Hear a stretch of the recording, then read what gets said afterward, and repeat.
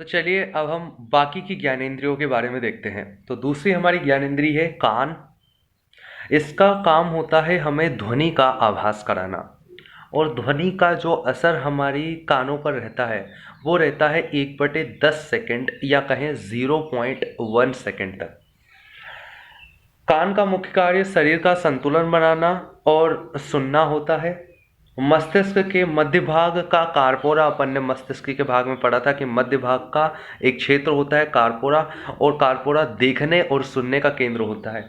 तो मध्य भाग के कार्पोरा से ऑपरेट होता है अपना कान। बाहरी भाग को कर्णपल्लव या कर्णपिन्ना कहा जाता है। यह अवशेष्य अंग है और उपास्थि का बना हुआ है। तो जो अपना कर्णपिन्ना है ये एक अवशेषीय अंग है और उपास्थियों का बना हुआ है। किसका? उपास्थियों का बना हुआ है। जो कर्णपिन्ना होता है इसके 7 अलग अलग भाग होते हैं। इसका जो सबसे ऊपर वाला भाग हमें दिखाई देता है उसे बोलते हैं हम हेलिक्स। क्या बोलते हैं? हेलिक्स। जबकि जो नीचे वाला भाग जहाँ पर बाली वगैरह पहनी जाती है उसे हम बोलते हैं लेबुला। तो हेलिक्स और लेबुला, हेलिक्स और लेबुला, इसके कितने टोटल 7 भाग होते हैं। 7 अलग अलग भाग, अलग अलग खाने बटे हुए हैं। किसके? कर्णपिन्ना के। अब सुनने की विधि देख लेते हैं कि हम सुनते किस प्रकार से हैं।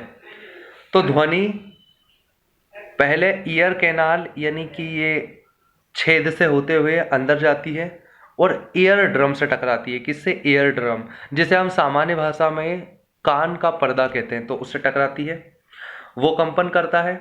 कान की हड्डियां उसके कंपन के आयाम को बढ़ा देती हैं, यानी हमारा ईयर ड्रम कंपन करता है, उससे हड्डियां हिलती हैं। जो मिस है, MIS, मीलियस इनकस इंसेप्स, वो हिलती हैं, वो उसके आयाम को बढ़ा देती हैं। और वो कान की कोक्लिया से जुड़ी रहती है। कोक्लिया एक लिक्विड, एक द्रव पदार्थ होता है जो हमारे कान के अंदर पाया जाता है। तो कोक्लिया से जुड़ी होती है हड्डियां, वो कोक्लिया को हिला देती है, कोक्लिया में कंपन होता है। और कोक्लिया क्या करती है? जो ध्वनि कंपन है उसको ध्वनि सिग्नल में बदल देता है और कार्पोरा के पास भेज देता है, और कार्पोरा हमें आभास कर देता है कि ये ध्वनि है और इसका मतलब ये है। तो सबसे पहले ध्वनि जैसे ही कान में घुसती है, ईयर कैनाल में जाती है, ईयर कैनाल से ईयर ड्रम को कंपन करती है, ईयर ड्रम कंपन करने से हड्डियां कंपन करती है जो कि उसके आयाम को बढ़ा देती है। हड्डियां कोक्लिया से जुड़ी रहती है, कोक्लिया में जैसे ही कंपन होता है वो कंपन को सिग्नल में बदल देती है, वहां से तंत्रिकाएं कार्पोरा तक लेकर जाती है उन सिग्नलों को, और हमें आभास हो जाता है कि ये चीज वो ध्वनि है। एयर ड्रम क्या होता है? Air drum is equal to है कान का पर्दा। सामान्यतः जो 10 डेसिबल से अधिक की ध्वनि ही है वही हम सुन पाते हैं। 10 डेसिबल से कम की ध्वनि को हम नहीं सुन पाते। वहीं 80 से ज़्यादा डेसिबल या 90 से ज़्यादा डेसिबल होने पर वो हानिकारक की कैटेगरी में आती है, प्रदूषण की कैटेगरी में आती है। 0.1 से कम अंतर होने पर अगर किन्हीं दो ध्वनियों के बीच में 0.1 सेकेंड से कम का अगर समय है, यानी उन दोनों के बीच में इतना कम गैप है, इससे भी कम समय का गैप है, तो हमें पता ही नहीं चलेगा कि क्या बोला गया है। मिस आयाम को बढ़ा देती है। कोक्लिया लिक्विड होता है एक, जो कंपन को सिग्नलों में बदलता है। कान से एक नस मुख गुहा में आकर खुलती है, कान से एक नस मुख गुहा में आके खुलती है। जब भी कभी पटाखा फूटता है तो हमारा मुख खुल जाता है, ऐसे। तो मुख खुल जाता है जो ज्यादा ध्वनि को दूसरी ओर से संतुलित करता है, यानी इधर से अचानक से एक ध्वनि गई है, अचानक से कंपन गया है जिससे कि हमारा कान का पर्दा फट सकता है, तो यहाँ से मुंह खुल जाता है ताकि इधर से भी हवा अंदर जाए, वो पर्दे को इधर से दबा दे, इधर से ध्वनि आई है वो पर्दे को इधर से दबाएगी और दोनों संतुलित कर दे और पर्दा हमारा फटे नहीं। तो ये रहती है हमारी सुनने की प्रक्रिया। अगला है नाक। तो नाक का काम होता है सूंघना। यह श्वसन और सूंघने में मदद करती है। कौन? नाक। अब इसमें जो बाल पाए जाते हैं नाक में, ये धूल कणों को रोक लेते हैं। वही जो म्यूकस का स्त्रावण होता है वो कीटाणुओं को और धूल कणों को चिपकाने का काम करता है। हजारों में ऑल्फैक्टरी नर्व्स यहाँ पर, हजारों लाखों में ऑल्फैक्टरी नर्व्स यहाँ पर जुड़ी रहती हैं जो कि हमें गंध का एहसास कराती है। किसका? गंध का आभास कराती है। Olfactory nerves, olfactory तंत्रिकाएं।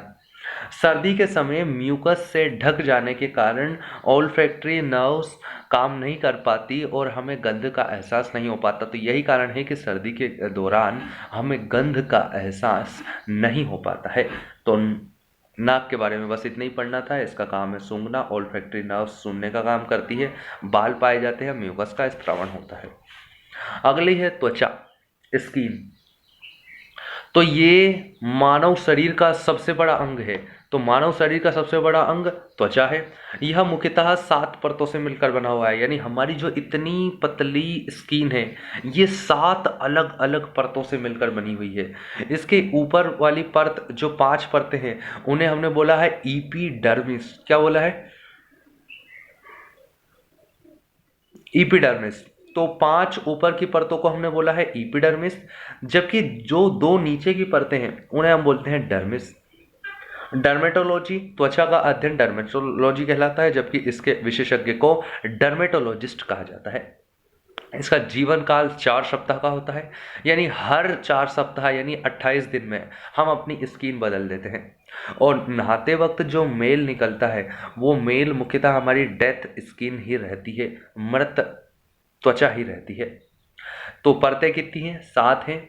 नीचे अगर त्वचा के नीचे वसा का जमाव हो जाता है तो उसे हम एडिपोज टिश्यू कह देते हैं। क्या कहते थे? Adipose tissue.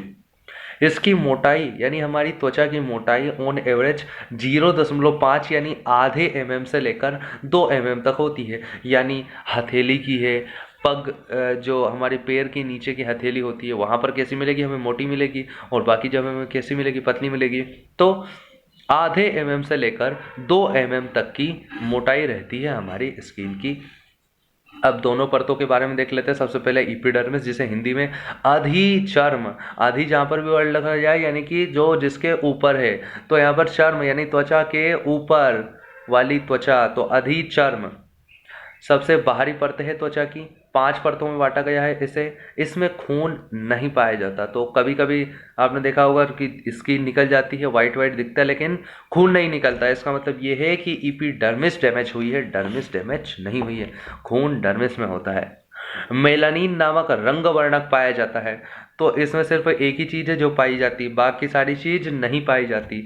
तो इपिडर्मिस में मेलानिन नामक रंग वर्णक पाया जाता है, जिसके कारण हमारा शरीर का रंग काला नजर आता है। ये जितना ज़्यादा मात्रा में किसी में पाया जाएगा उसका रंग उतना ही ज़्यादा काला गहरा होगा। दूसरा हमारा भाग है त्वचा का डर्मिस। यह 2 परतों में बटा हुआ है। चमड़ा उद्योग में इसी का इस्तेमाल किया जाता है, यानी एपिडर्मिस को जीवाणुओं द्वारा या किसी और तरीके से द्वारा निकाल दिया जाता है और डर्मिस को ही इस्तेमाल किया जाता है। एपिडर्मिस को सड़ाकर निकालने की प्रक्रिया ही टेनिन कहलाती है। क्या कहलाती है? टेनिन। तो टेनिन प्रोसेस द्वारा जीवाणुओं द्वारा एपिडर्मिस को खत्म कर दिया जाता है। बाल कहाँ पर उगते हैं? तो बाल डर्मिस में उगते हैं। बाल डर्मिस में उगते हैं।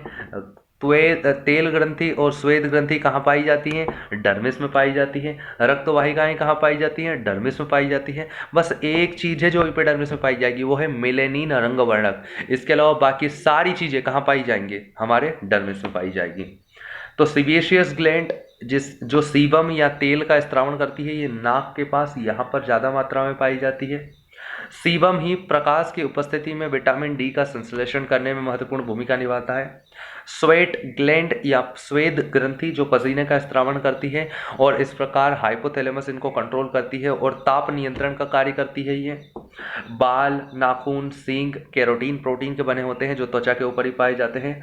मिलेनिन एक काला रंग वर्णक है जो अल्ट्रा वायलेट यानी कि पराबैंगनी किरणों से हमारी सुरक्षा करता है।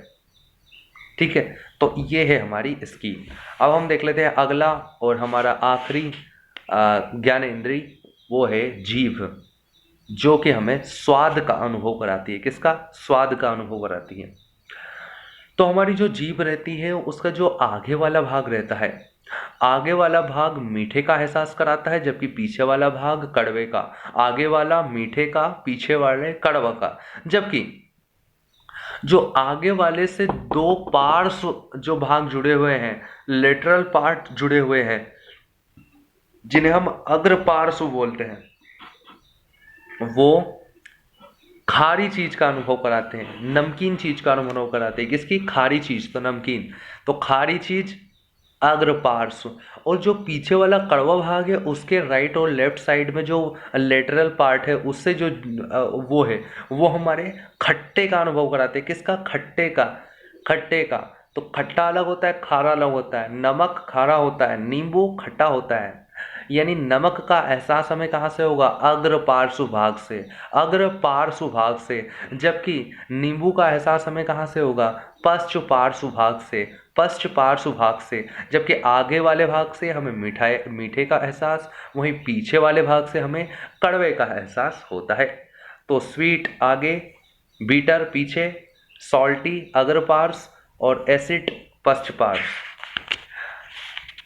कई हजारों की संख्या में टेस्ट बड्स पाए जाते हैं हमारी जीभ पर, जो हमें स्वाद का अनुभव कराते हैं।